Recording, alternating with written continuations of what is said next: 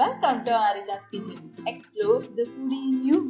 இன்னைக்கு வீடியோவில் பார்க்க போகிற ரெசிபி கிரன்ச்சி கேரமல் பிரெட். இது குழந்தைங்களுக்கு ரொம்ப பிடிக்கும். வாங்க எப்படி பண்ணுறதுன்னு பார்த்துக்கலாம். ஒரு ஃப்ரெஷ்ஷான மில்க் பிரெட் எடுத்து அதோட எட்ஜஸ்லாம் கட் பண்ணிக்கோங்க. இந்த மாதிரி 6 பிரெட் ஸ்லைசஸ் எடுத்து அதை க்யூப்ஸாக கட் பண்ணியிருக்கேன். ஒரு அடிகனமான பாத்திரத்தில் நம்ம கட் பண்ணி வச்சிருக்கிற இந்த பிரெட் க்யூப்ஸ் எல்லாம் சேர்த்து நல்ல ஒரு கோல்டன் கிறிஸ்பி ஆகிற வரைக்கும் இதை வறுத்துக்கோங்க.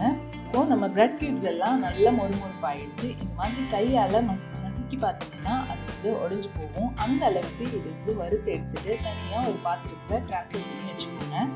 இப்போ அதே பேனில் ஒரு 6 டேபிள் ஸ்பூன் அளவு சர்க்கரை, 1 டேபிள் ஸ்பூன் தண்ணி அல்லது பால் சேர்த்து அந்த சர்க்கரை நல்லா கரைகிற அளவு கொதிக்க விடுங்க. சர்க்கரை நல்லா கரைஞ்சதுக்கு அப்புறமா அதில் 2 டேபிள் ஸ்பூன் அளவு வெண்ணெய் சேர்த்து இது எல்லாம் சேர்ந்து நல்ல ஒரு கேரமல் ஆகிற வரைக்கும் இது கிண்டணும். இது ஒரு மீடியம் லோ ஃப்ளேமில் வச்சு பண்ணுங்க. அப்போ தான் அந்த கேரமல் கசப்புத்தன்மை இல்லாமல் இருக்கும்.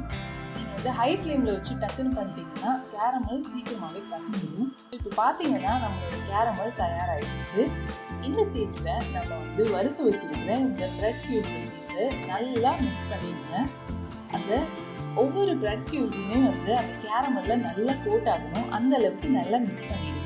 பிளேட்டில் மாற்றிட்டு அதை தனித்தனியாக செப்பரேட் பண்ணி ஆற விட்டுருங்க. கேரமல் பிரெட்டை பாலோட இந்த குழந்தைங்களுக்கு கொடுத்தீங்கன்னா குழந்தைங்க ரொம்பவே என்ஜாய் பண்ணி சாப்பிடுவாங்க. நம்ம பிரெட் ஸ்லைசஸ்லேருந்து கட் பண்ண அந்த எட்ஜஸ் எல்லாம் மிக்சியில் போட்டு நல்லா கோர்ஸாக கிரைண்ட் பண்ணி எடுத்துக்கோங்க. இதை ஒரு பாத்திரத்தில் சேர்த்து 3-5 நிமிஷம் நல்லா ஹீட் பண்ணிடுங்க.